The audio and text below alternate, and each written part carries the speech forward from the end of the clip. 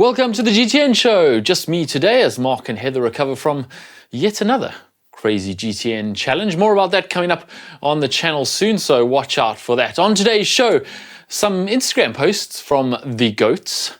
We discuss the crazy drugs are cool games idea that's been floating around, plus all the weekend's race results to take you through.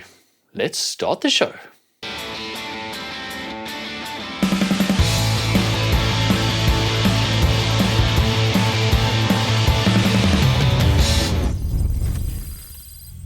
Starting as we always do with some of the stuff we've noticed on social media over the last week or so. And starting with this post from the great Daniela on her challenge Roth victory and amazing world record time. She posted this photo of Maddie giving her splits. There's nothing better than to have your best friend go through it with you. Maddie has been my friend since high school and been on my support team since 2015. Nothing beats quality over quantity. I like it quiet and simple before a race. That's one of the reasons we make the dream team. And you've got Maddie running alongside her with the splits during that epic Challenge Roth race. And if you read out those splits, it's quite the flex, I think. We've got Lisa, which would be Lisa Norden, at 13 minutes. Vanilla Langridge at 16 minutes. Laura Phillip at 17 minutes. Chelsea Sodaro at 19 minutes.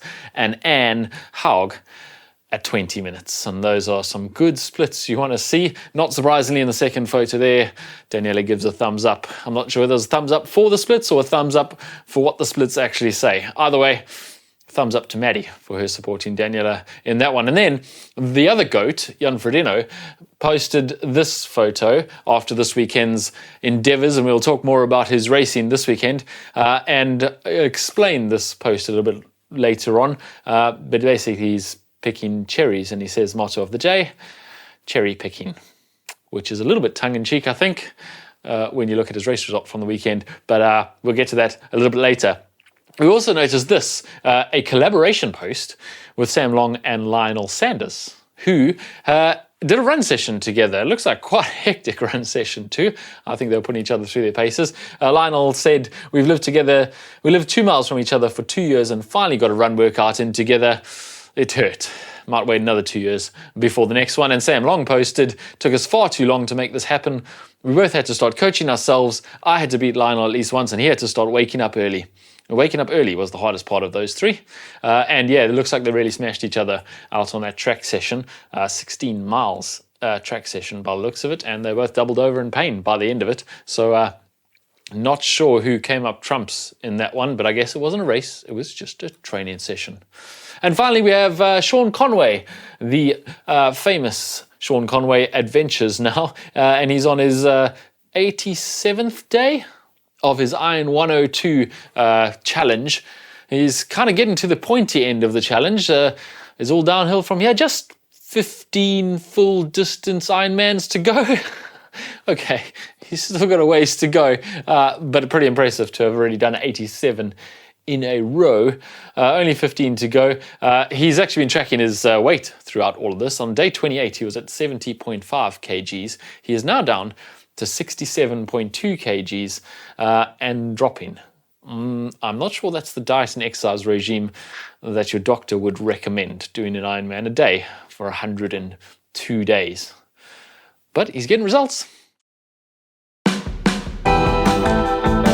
And now it's time for your Tri News. Not too much to report this week, but there was this from Ironman. They have rescheduled Ironman 70.3 Mont Tremblant. You might remember it was cancelled due to the wildfires and the air quality index. They simply couldn't start the race and cancelled only 40 minutes before the race was due to start. So everyone was there and ready to go, and they basically had to pull the plug on it.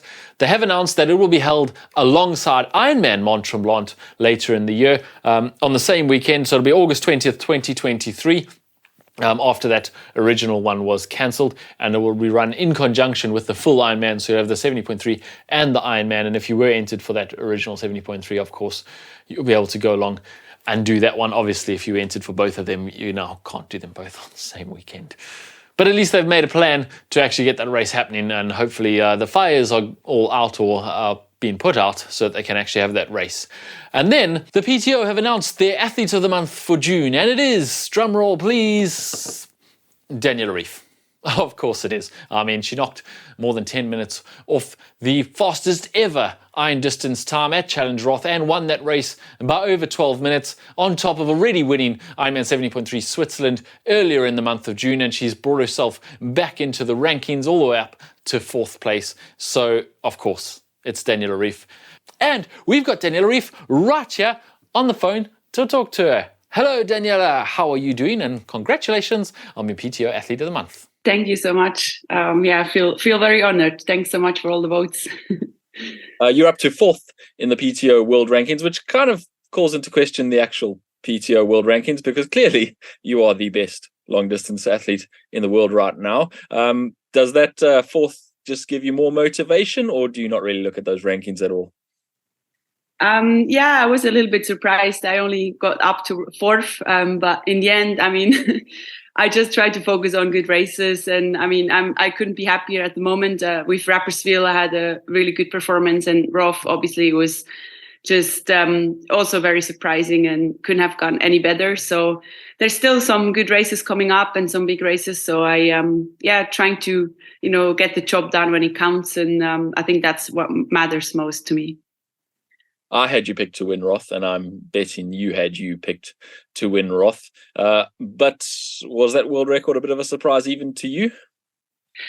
To be honest, I thought there would be someone cracking the record, but I didn't think it would be me. I didn't have a perfect, preparation, and I was really happy to race, and I knew it's going to be an important race. I also wanted to be part of it just because I had the thought someone is going to break the record, and I wanted to get my chance. And that I ended up having the perfect race was definitely surprising. And I feel like, it's nice to see that I'm in good shape, but also just everything coming together on that day. And, the material was just spot on. And I felt like just, one of these days where just everything comes together, which is very rare in long distance racing. So I felt definitely very surprised what I could show, and to be able to perform such a fast time is very motivating as well.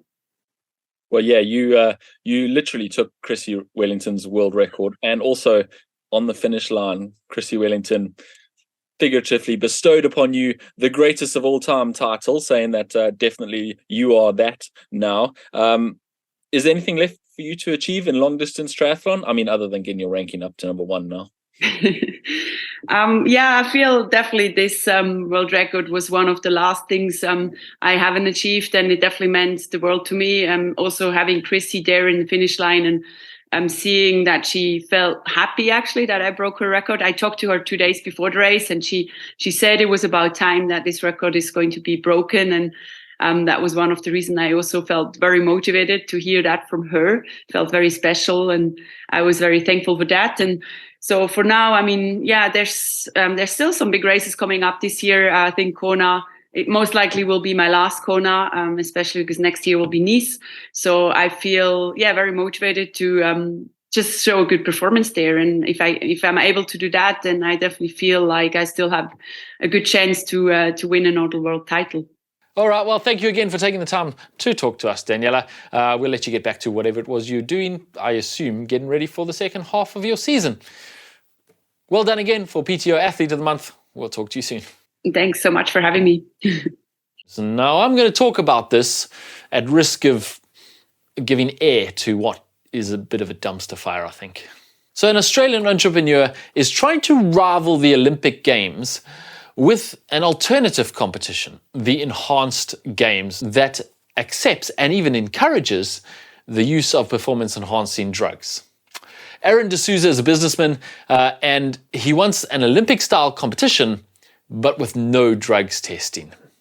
He says he's got a coalition of athletes, doctors, and scientists to change the way people think about doping in the sports world. And basically their website holds up people like Lance Armstrong, Ben Johnson, who have been disgraced dopers in the past, and says that they're not disgraced at all. They are actually heroes, and we should all celebrate them, which is dubious at best. Now, he plans to host an inaugural no drug testing games in December next year. with 5 sport categories to be contested. They are track and field, swimming, weightlifting, gymnastics, and combat sports. And then these plans to have these games annually. And he actually says that you will get medals for doing well and competing really well, but actually the money and bonuses will come from breaking world records and setting new standards for the entire human race with the aid of anabolic steroids and various other drugs that are available.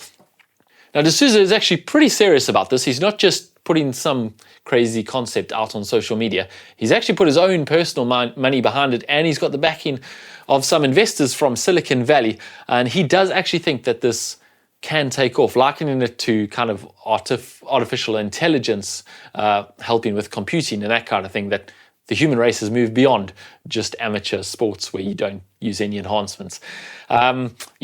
He says athletes are adults. They have a right to do with their body what they wish. It's my body, my choice, your body, your choice. And no government or no paternalistic sports federation should be making these decisions for athletes, particularly around products that are FDA regulated and approved, says D'Souza, obviously referring to medicines that are available for treating various diseases in the general population, and saying that, well, if they're FDA approved, why can't athletes use them to go faster, jump higher, swim further, etc. As an ex-pro myself, I have to say I don't agree with this at all. In fact, I find it a bit of a joke. It's unsafe and it's unfair. And beyond that, it really erodes the real value of sport, doesn't it? I mean, I want to encourage my kids to do sport. I want to encourage them to try and be the best they can be and measure themselves against the other best of the best out there. And if they have to take drugs to do that, I will simply pull the plug on any sporting ambitions of theirs. I just am not interested in sending my kids to do something where they have to take drugs to do it at the best, with the best of the best. I don't think anyone would seriously encourage their kids to take up sport. And that is really what sport is about: encouraging, inspiring, getting people out there and active and fit. And sure, you won't be able to ride at the same pace as a professional triathlete or as a Tour de France rider, but you can be inspired by what they do to go and do your best. And when what they're doing is absolutely a joke, using every means of drugs out there, then it's a lot less inspiring, isn't it? I also don't think you're going to get any current professional athletes supporting this, because essentially if you put your name behind this and say, I think it's okay, actually, I think it's not a bad idea, you are essentially admitting that while you know that it's ethically wrong to dope currently, you are not morally against doping, and that's not something you can unsay. That's not a line you can uncross. People will forever know your feelings on doping, and of course at some point you might choose to bend those rules, so people will struggle to trust your results from then on. So I don't think any current crop of professional athletes are going to support this. He has said that he's got the support of some ex-pros out there, which is interesting. Of course, he's not naming any names. And then again, it is the age of disruptors. We have seen various things like Live in the golfing world, trying to disrupt the norm, trying to disrupt the status quo and the big money holders, the stakeholders who own everything around the Olympic Games, for example, the IOC, and try and disrupt it and change the status quo and the norm. And people do kind of like that disruption. And I have to admit that if they put this on tomorrow and it was on TV, I would be intrigued. Probably intrigued enough even to tune in and watch it, even if it was only to see the spectacle. And maybe that is exactly what they're counting on. However, I do think I would watch it once and that would be it. My tolerance for it will be completely satiated, and I don't think I'd ever tune in again. I'd far rather go for sport that I knew was clean. I don't know. How do you guys feel about this? If you have strong opinions on it, which you probably do, leave them in the comment section down below and we'll get the discussion going. And maybe we'll discuss it some more next week using some of your comments in our Say What section, and we can discuss what you feel about it. I've obviously given my opinion on it. You're welcome to give your own in the comment section down below. I certainly don't think it's the future of sport, and I'd far rather see people like D'Souza, who have money, and the Silicon Valley investors investing it in making sport clean rather than giving up on clean sport entirely. Now it's time for What the Tech, and not too much news this week. We did bring quite a lot of tech news to you in the last week from Eurobike, and you can go and find those videos straight after this. But the Zwift Climb portal is now active in the world of Watopia and France. That's the virtual France, not the real France. And the Zwift Climb portal is a new feature in Zwift that allows you to basically teleport to a major climb.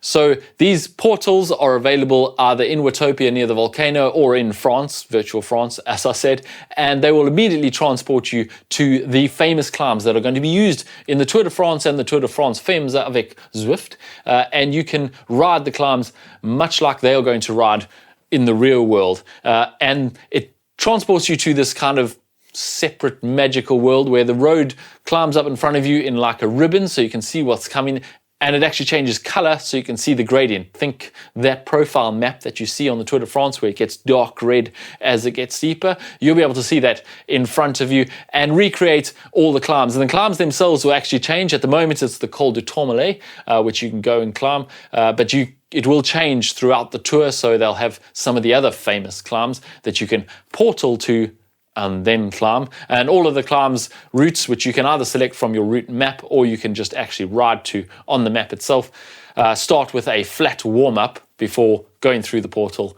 and starting the climb itself. So if you're interested in challenging yourself and getting on those leaderboards, head into Zwift. Maybe while you're watching the Tour de France on TV, you can be riding the exact climb that they're riding. Even race them. Good luck with that. Also in What the Tech, the Schwab Aerothan tubeless 28mm tyre. Now this is actually something that Mark saw in Eurobike, and we saw at Challenge Roth in the pro paddock on a few bikes, including Seb Kienle's, Patrick Lange's, Fenella Langridge's bike, and they were all in 28mm, which we thought at the time was just a choice to go slightly bigger, 28mm, even on their front wheels. Turns out that the Schwab Aerothan tubeless tyre, which is the prototype they were using, only comes in 28 at the moment, which explains why they were all on 28mm. It has that little thin blue rim around it to indicate that it is this Aerothan prototype. Aerothan is actually something that Schwab has used in the past. It's a TPU plastic that they've made tubes out of in the past, which are ultralight tubes weighing about half of what a normal tube would weigh. Now they've managed to incorporate that into their tubeless tires, which does exactly the same thing in significantly reducing the weight of those tires. In fact, the Schwab One, well, it doesn't have a name yet. It's the Schwab Pro One Aerothan, maybe, has a claimed weight of around 165 grams. And we compare that to a Schwab Pro One TT, which is their next best tire, in a 28mm, that's 240 grams. Which is a massive saving of 75 grams on each tire. Now, I know that doesn't sound like a whole lot of weight when you look at the big picture of the bike and the rider. But when you're talking about that rolling weight in the tire, that makes a big difference. And also, more weight in the tire means more material to deform, which means lighter tires tend to have lower rolling resistance. So again, the tires should be faster. Now, we don't have that much details about it. The Schwab themselves have been pretty cagey about it, but Bike Radar did have some information on their website, and Mark did glean as much as he could while he was in Eurobike, not enough to actually put in our Eurobike tech tour, but more information is slowly trickling out. And as I said, the pros were riding it at Challenge Roth. Now, obviously, the concern when you go with such a light tire is the durability and puncture resistance, but I don't see any of those pros that rode it for the entire 180 kilometers around the Challenge Roth route have a puncture. So clearly, it does actually hold up and apparently is faster. Time will tell. Hopefully, we can actually get a pair of those soon and test them out.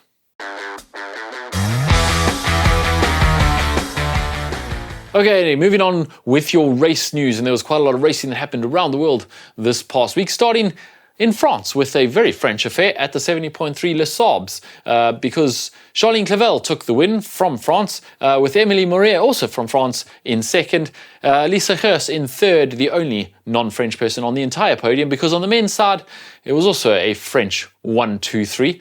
with Leon Chevalier, who actually lives near here in the UK, and not in France, but represents France, races under the French flag and is preparing for the Ironman World Champs in Nice. And he certainly is coming into good form because he ran a 1:10 to take the win there ahead of Arnaud Guillot in second and Pierre Lecour in third, running up that French podium. Then it was the Women's European Ironman Championships in Frankfurt. No men's race there.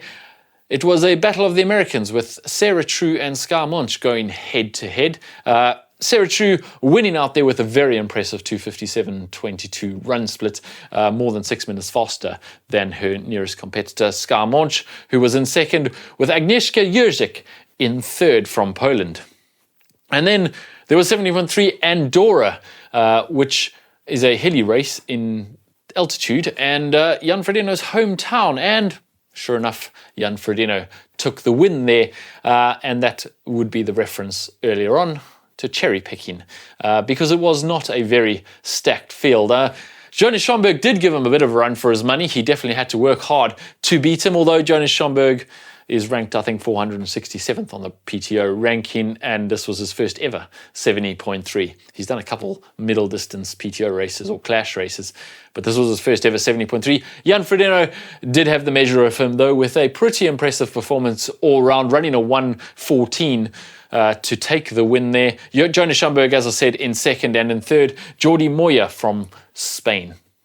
On the women's side, Ashley Gentle is beginning to find her form. 1 month out from the Milwaukee US Open, where she will definitely be looking to defend her title there. She took the win ahead of Emma Pallant-Brown and actually outran Emma Pallant-Brown, which is not something many people can claim to have done. Only by 2 seconds, but still, she did outrun her. And Daniela Kleiser took third on that podium behind Ashley Gentle and Emma Pallant-Brown. And then there was also Challenge Vansbro in Sweden, with Anna Bergsten from Sweden taking the win, Justine Gerard in second, and Shiva Lesner in third. On the men's side, Matt Troutman took the win there, Matt from South Africa, ahead of Robert Cullen, with Jürgen Gundersen from Norway in third. And then there was Challenge Volsy in Austria. Imogen Simmons took the win from Switzerland, ahead of two Lucys from the UK, Lucy Buckingham in second and Lucy Barham in third. Meanwhile, on the men's side, Frederick Frank took his hat-trick at that race at Challenge Volsy, winning again ahead of the UK's Thomas Bishop, with Jan Strutman rounding out the podium. Also this past weekend, there was the European Games, and if you're not familiar with the European Games, it's essentially a competition that happens every 4 years with over a dozen Olympic and non-Olympic sports. Not that big a competition, fairly well supported, but it is also a bit of a test. And it seems that Norway tested their team there. They did have the absence of their two big names, that would be Christian Blumenfeld and Gustav Iden, but nonetheless, they took a clean sweep of all the races. Vetle Thorn took the men's individual, Solveig Losthev took the women's win there, and then they were joined by their teammates Casper Stornes and Lotte Miller to take the mixed relay title. So all around a very successful weekend for Team Norway at those European Games. They've won that team race ahead of Team Great Britain, with Team Hungary in third, and it does bode well for the World Triathlon Mixed Relay Championships, which are happening in 2 weeks in Hamburg. Of course, Team Norway didn't even qualify a team for the Mixed Relay Championships at the last Olympic Games. So they're definitely looking in a better position this time for the upcoming Olympic Games in Paris 2024 when it comes to the Mixed Relay. All right, moving on, it's time to look at the Pinboard.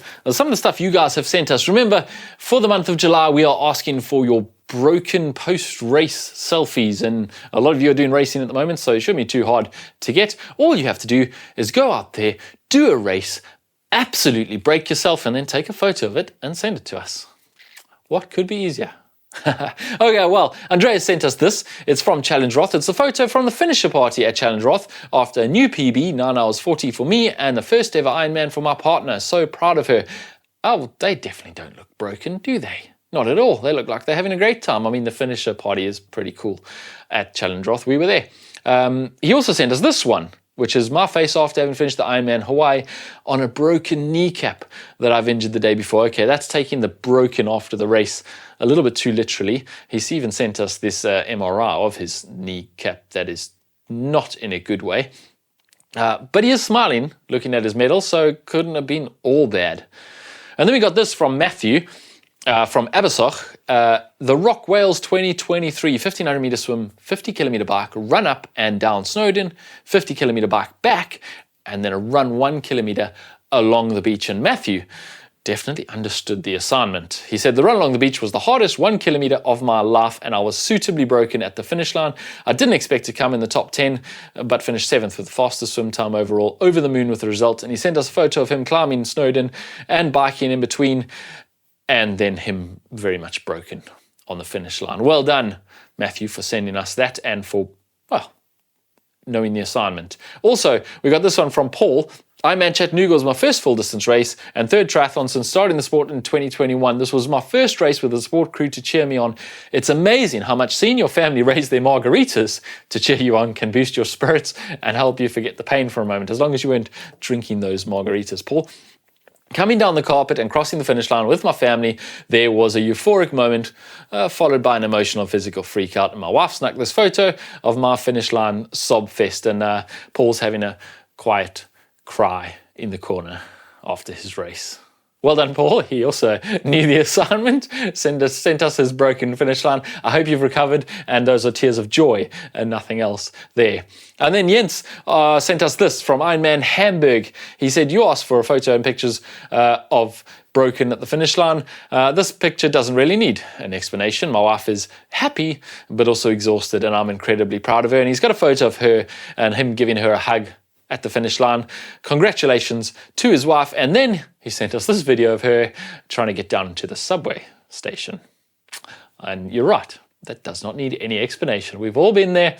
Well done for smashing yourself at Ironman Hamburg and smashing Ironman Hamburg. Well done. And then this is not in our category of broken post-race selfies. Remember to send those to us if you do have them. But Mohammed from Roth, and he said he knew that the swim month is over, but he was exiting the water at Roth's practice swim, and he only realized later it was Heather in the GTN swim cap when he was looking at the photo, and there she is right behind him climbing out of the water. Well done for capturing her on film. It's very hard to do. And then Fabian sent us this from Milton Keynes, also not a post-race selfie, but he said, we've bought a house in Milton Keynes, but little did I know how small my man cave would be. A 2 by 2 meter shed is still enough to put in the training. There's no excuse of no time or no space when you really want to do it. I work 8 to 5, commute an hour each way, so I have to put in the work regardless. And there's his pain cave, which is just about wide enough to fit his knees in without hitting the shelves. So yeah, credit to you there for putting in the work, Fabian. Got to do it. It's got to be done, although it's summer at the moment. So hopefully you don't have to use that too much. And then Patrick sent us this one. He said, check out my bike, which Heather checked at the Challenge Roth. He said it was nice meeting Mark in T2, but he had to defend himself. If you remember, or you haven't seen it yet, we did a little transition walk around, and Heather had a little bit of a go at poor Patrick's bike because it was all black. Everything was black on it except for these 3D printed aero bars which he has, and they were very much pink and they really did look out of place. But he sent us this photo of his full kit, and he's matched that with pink grip tape, a pink aero bars which we had seen, and then he's got 2 pink bottles on the bike. He's got pink socks, he's got pink glasses, and he's got a pink tri-suit. And actually, with that all black bike, just the pink aero bars and the pink everything accents on everything else, I gotta say it actually looks pretty good. So yeah, we stand corrected.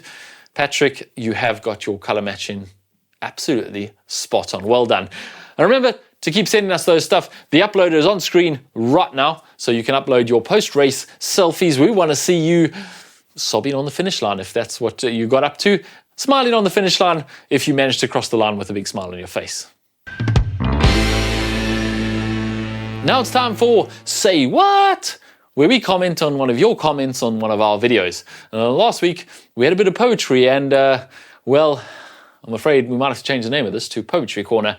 if Bike and Dogs Trips carries on like this, because I tried to find something else to discuss, another comment to discuss, but I actually couldn't get past having to read some more poetry to you, because he wrote a really cool poem last week. Well, they wrote a really cool poem last week about our longest day Stonehenge trip, and they've done it again for our Challenge Roth Relay.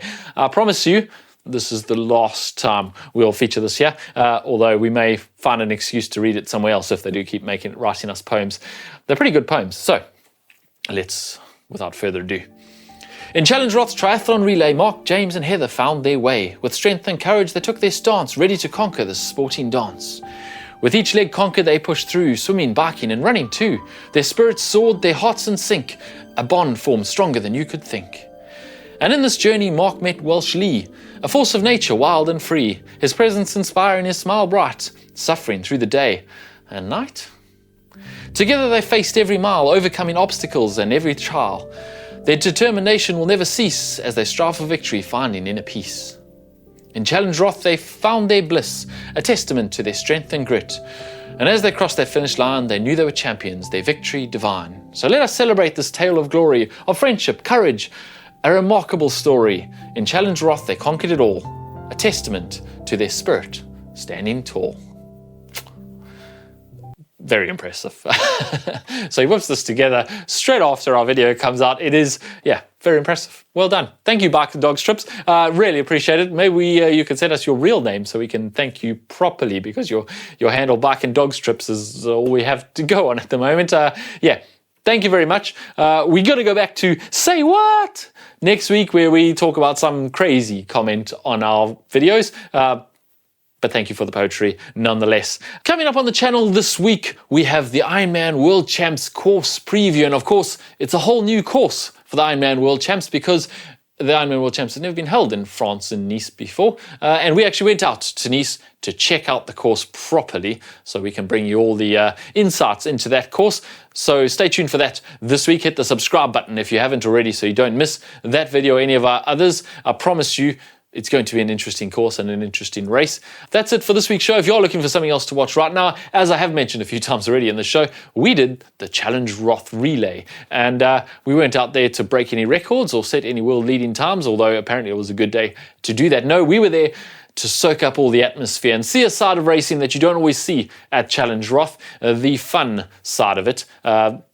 The backmarkers who are having a bit more of an adventure out there than the front runners who are going for world record times. And it was definitely good for me to see the race again, but also to see a different perspective of the race than I've seen in the past. It was really a good weekend. So I recommend you go ahead and click that. If it does inspire you to go and do Challenge Roth, I'm afraid you've probably missed that boat already, because entries opened on Monday and they sold out within 40 seconds for the 2024 event. So 3,500 individuals and 650 relays, and those entries are all gone straight away in 40 seconds. And I'm not surprised, because it definitely is a race worth going to do.